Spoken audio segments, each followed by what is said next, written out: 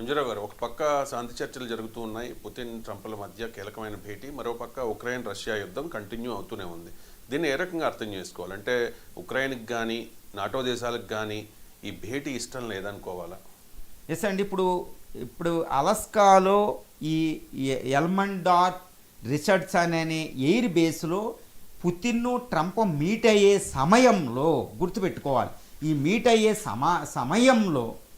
అయ్యే సమయంలోనే ఆ మీట్ అవ్వడానికి 2 రోజులుగా ఈ రష్యా ఉక్రెయిన్ యుద్ధాన్ని ఒక్కసారి పరిశీలిస్తే మాత్రం భయోత్పాతం క్రియేట్ చేసే ఒక యుద్ధం నడుస్తుందన్నమాట. ఎందుకంటే ఈ సమావేశంలో పుతిన్ పెట్టే ఆంక్ష ఏంటి? ఇప్పటివరకే మేము ఆక్యుపై చేసుకున్న భూభాగాలు మాకు వదిలేయాలంటున్నాడు. కాబట్టి ఈ రష్యా సైన్యం ఏం చేస్తుంది? పుతిన్ సైన్యం వీలైనంత వరకు ఎక్కువగా రష్యా ఉక్రెయిన్ యొక్క భూభాగాన్ని ఆక్యుపై చేసుకోవడానికి ట్రై చేస్తుంది. ముఖ్యంగా డోన్బాస్ అనే రీజన్. డోన్బాస్ అంటే నిజంగా ఎలా చెప్పాలంటే అక్కడ చాలా నల్ల రేగడి మట్టి ఉంటుంది అనమాట. నల్లంటి మట్టి ఉంటుంది మహారాష్ట్రలో, నల్ల రేగడి మట్టి లాగా.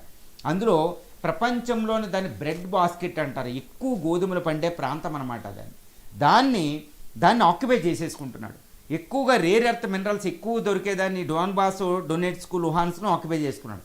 ఇంకా వీలైనంత ఎక్కువ భూభాగాన్ని ఆక్యుపై చేసుకుంటే అక్కడికి సీజ్ ఫైర్ జరిగిద్ది అనమాట. ఇంకా వాళ్ళ ఆధీనంలో ఉంటుంది అనమాట. అందుకని రష్యా అధ్యక్షుడు, రష్యా సైన్యం విస్తృతమైన యుద్ధం చేస్తుంది వీలైనంత వరకు ఎక్కువ భూభాగాన్ని లాగేసుకోవడానికి. ఇక్కడ ఇటువైపు పక్కన ఈయన కూడా ఎవరో జెలెన్స్కీ, ఉక్రెయిన్ కూడా వీలైనంత వరకు రష్యాని అటాక్ చేసేయాలి. ఏమని మెసేజ్ ఇవ్వడం అనమాట. ట్రంప్కి మెసేజ్ ఇస్తున్నారు వాళ్ళు. ఏమని? మేము యుద్ధం చేయడానికి మేము ఇంకా సిద్ధంగా ఉందో, అనవసరంగా ఒప్పుకోకేమని, మా ప్రస్తావన లేకుండా నువ్వు ఎవరు మాట్లాడడానికని. పైకి అలా అనకపోనా, ఇప్పుడు పైకి జెలెన్స్కీ ట్రంప్తో మాట్లాడలేడు, అలా అనడు. కానీ మా నిర్ణయం కూడా మేము కూడా సమావేశంలో ఉండేటట్టు చూడు అని జెలెన్స్కీని అలస్కా ఇన్వైట్ చేస్తారు. ఎందుకంటే అతను కొట్టుకునేవాడు, అతను లేకుండా సమావేశం ఏంటి?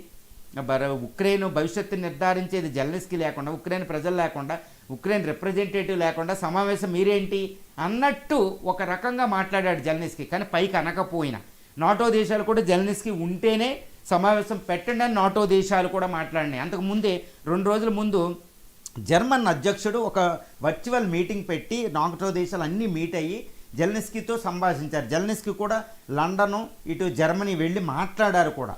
సో దాన్ని బట్టి నిన్న జెలెన్స్కీ అక్కడ లేరు. డైరెక్ట్గా పుతిన్ ట్రంపే మాట్లాడేస్తున్నారు ఉక్రెయిన్ భవిష్యత్తుని. కాబట్టి ఉక్రెయిన్ ఏం చేసింది? నిన్న రెచ్చిపోయింది. 450 కిలోమీటర్ రష్యాలో చొచ్చుకు వెళ్ళేలాగా డ్రోన్లు వేసి రష్యాలో చాలా ఆయిల్ రిఫైనరీ వీటిని పేల్చడం జరిగిందనమాట. కొంతమంది చనిపోయారు కూడా విస్తృతంగా. రష్యా కూడా ఏం చేస్తుంది? సుమారు 400 నుంచి 500 డ్రోన్లు వేసి తర్వాత ఉక్రెయిన్కి సమాధానం చెప్పడానికి, ఉక్రెయిన్ చేసిన మిసైల్స్ వీటికి సమాధానం చెప్పడం, తన ఇష్కిందర్ ఎం అనే ఒక భయానకమైన మిసైల్ నిన్న ప్రయోగించింది, కొన్ని మిసైల్స్ని. ఆ మిసైల్స్లో రష్యా అమెరికా యొక్క ఆయుధాలని నాశనం చేసింది. అది అమెరికాకి వార్నింగ్ అనమాట. సో మేము యుద్ధానికి సిద్ధంగా ఉన్నాం, నువ్వు అక్కడ ఒప్పుకోకపోతే ట్రంప్ నువ్వు అక్కడ ఒప్పుకోకపోతే మేము యుద్ధానికి సిద్ధంగానే ఉన్నాం, యుద్ధం చేస్తూనే ఉంటానని ఒకటి చెప్పడం జరిగింది. తర్వాత ఇంకోటి ఏంటంటే న్యూస్లో మనం చూస్తూ ఉంటామండి, రష్యా అధ్యక్షుడు వ్లాడిమిర్ పుతిన్ అక్కడికి వెళ్ళే ముందే ఇక్కడ ఒక భయంకరమైన RS-24 ఒక ఒరిష్నిక్ మిసైల్ లాగా ఆయన ఒక బోరోవిస్ అంటే స్కైఫాల్ అని నాటో పెట్టింది. అది ఇన్విన్సిబుల్ మిసైల్ అనమాట. ఆ మిసైల్ టెస్టింగ్కి రెడీ చేసి వెళ్ళాడండి పుతిన్. అంటే ఎంతటి విస్తృతంగా ఉందో చూడండి ఈ సమావేశం. అంటే ఆ సమావేశం జరిగే క్షణంలోనే ఇక్కడ రష్యా ఉక్రెయిన్ యుద్ధం తారాస్థాయికి చేరుకుపోయి ప్రజ్వరిల్లిపోయిందనమాట. ఎక్కడ ఎలా ఉందో పరిస్థితి తెలియదు.